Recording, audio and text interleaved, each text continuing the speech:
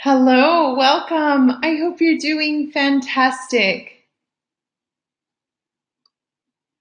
Hi, welcome. My name is Carla Caldwell. I am your Live Your Best life coach. So excited to be here with you. I'm really excited about tonight's topic. So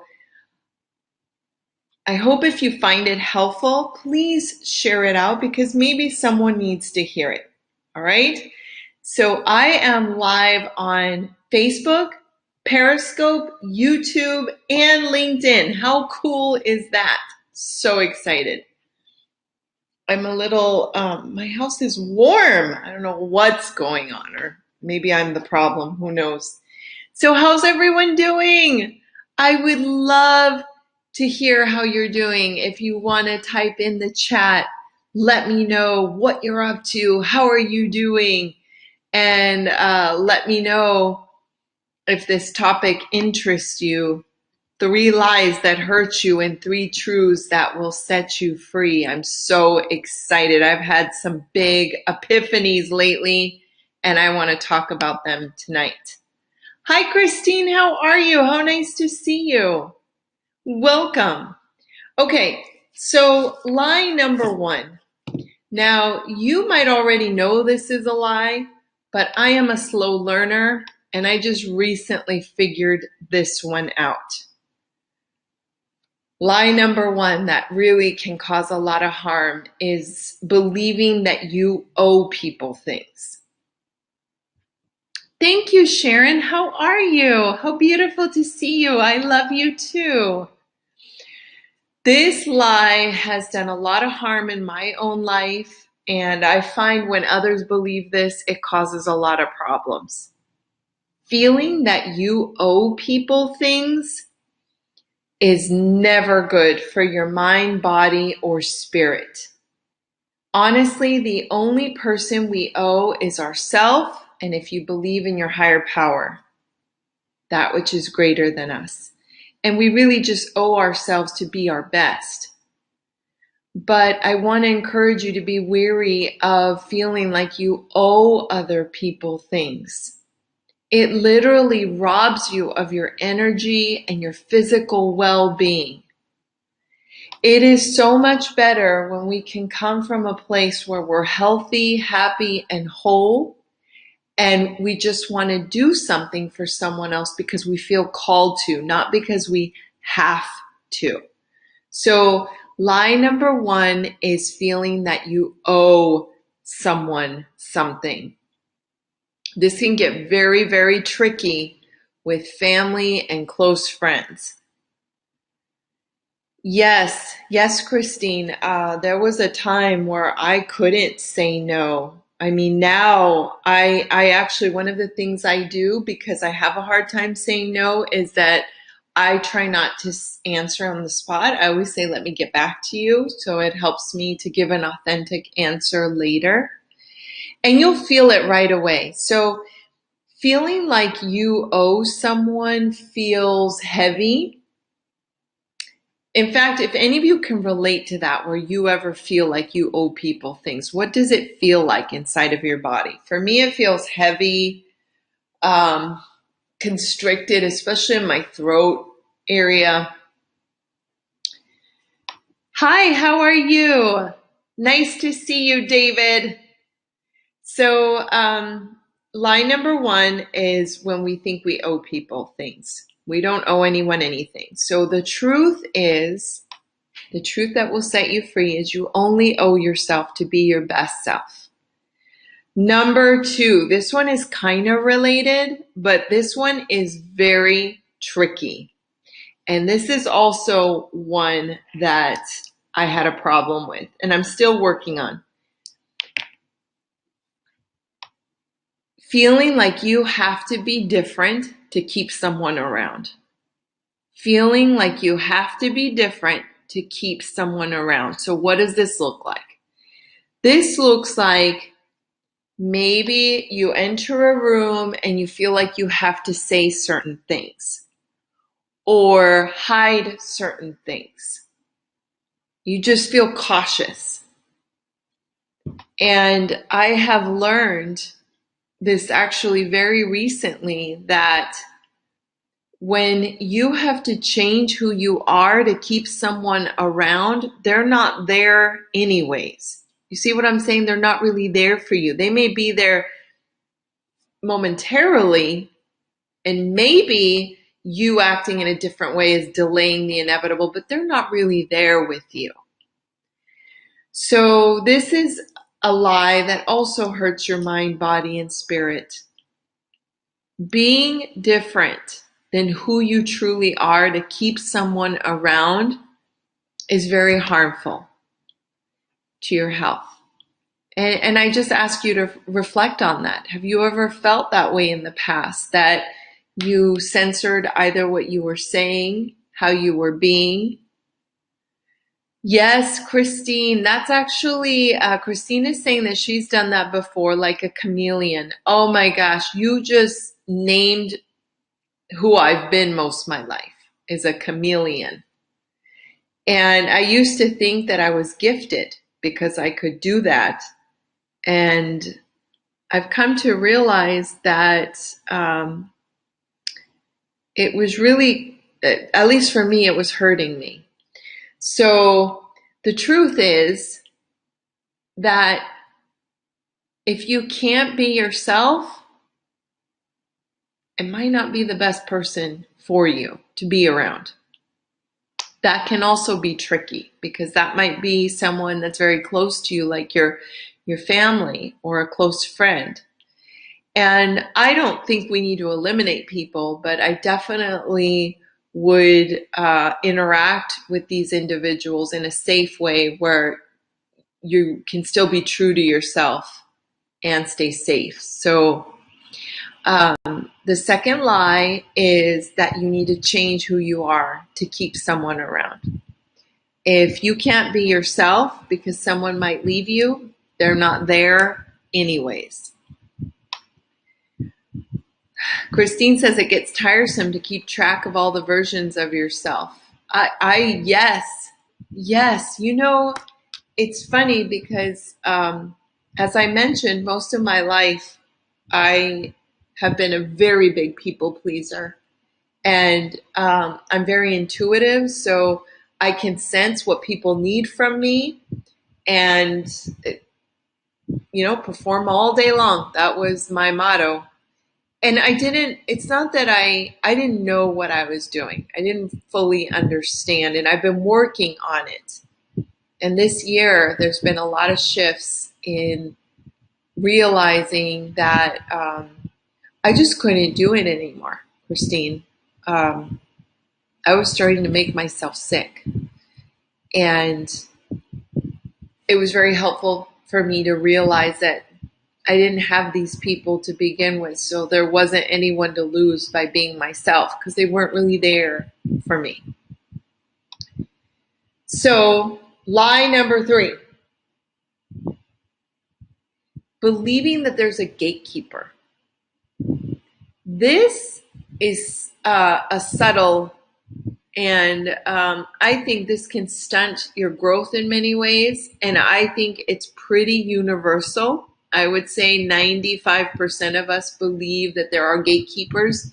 So what do I mean by this? Let's say you want to go to school. Well, like going to college, believing that someone will decide whether you get to go to college or not. For example, let's say like once upon a time I wanted to go to the University of Arizona for nursing and they wouldn't accept me. So then I thought, for a little while, I thought, oh my gosh, I can't go. Or maybe you want to publish a book and you think that someone has to accept you.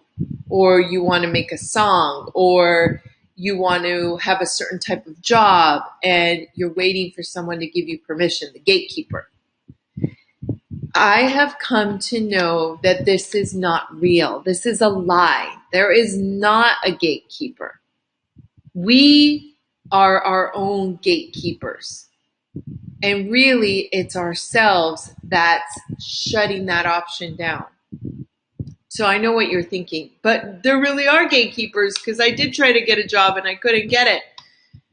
Well, yes, but if we shift the question to, let's say, my gatekeeper, let's go back to the example of nursing school, and I didn't get accepted to University of Arizona.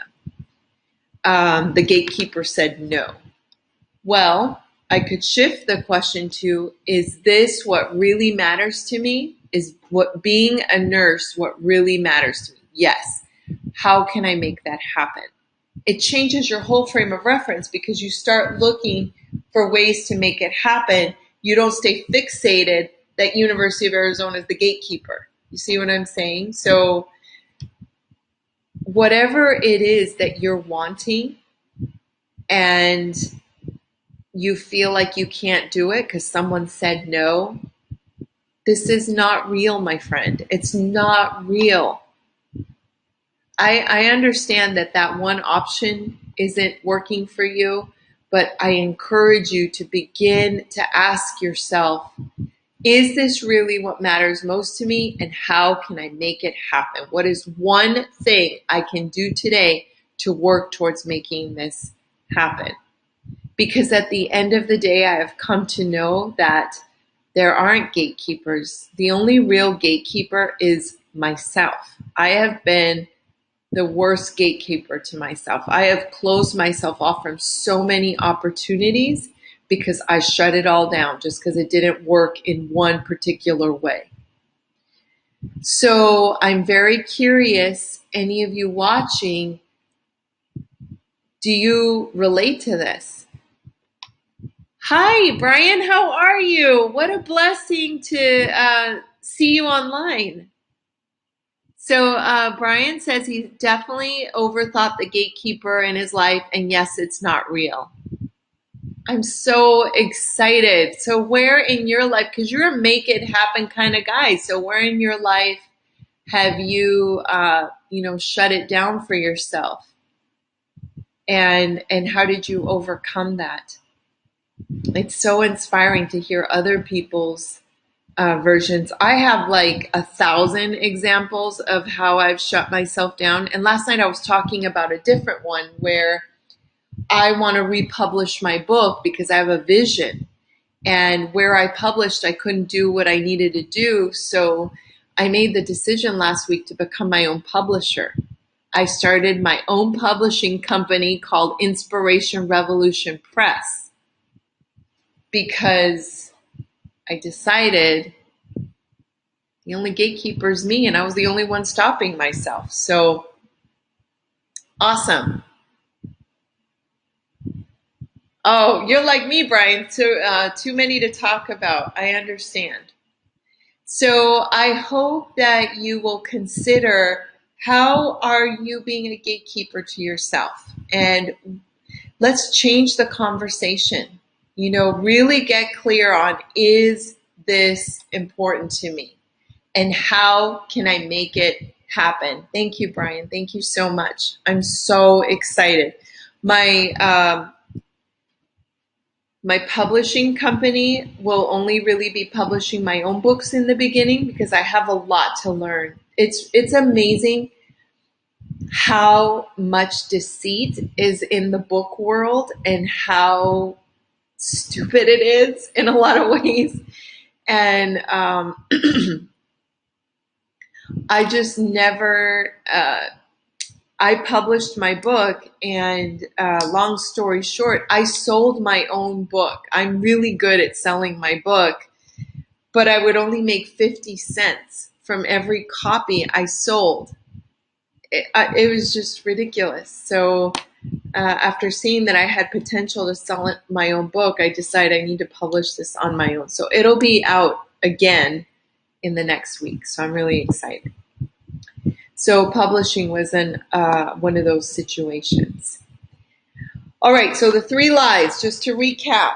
1, believing that you owe people.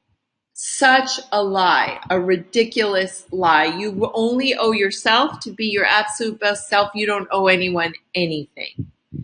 And that can cause a lot of harm. So remember, you only owe yourself to be the best version of yourself. You don't owe others. That's the wrong frame of reference. Number 2,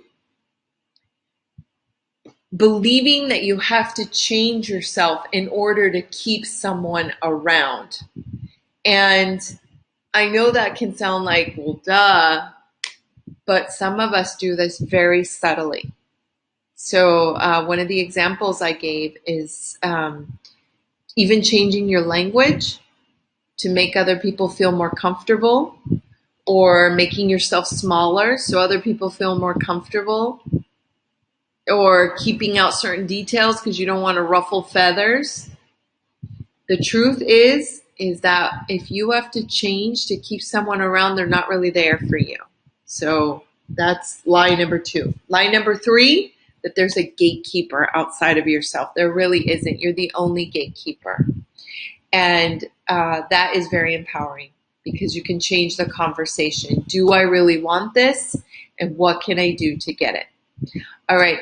Thank you so much for joining me. I want to wish you an amazing day. I am visualizing you thriving. I am visualizing you owning your experience, calling your energy back. You know, if you've left it with trying to please someone else, left it out there, call it back. Call your energy back. I am visualizing you being healthy, happy, and whole. I believe in you so much. And I am just wishing you nothing but the best. If this was helpful or inspired you in any way, will you please share this out and be on the lookout, because I will be announcing soon that my book is out again, and I'm selling it Kindle version only 99 cents for 2 weeks for all of my followers and audience. I'm really excited about that. So thank you for watching, and I hope you have an incredible night. Thank you for being here. Mwah, mwah, mwah. Have a nice night. Thank you.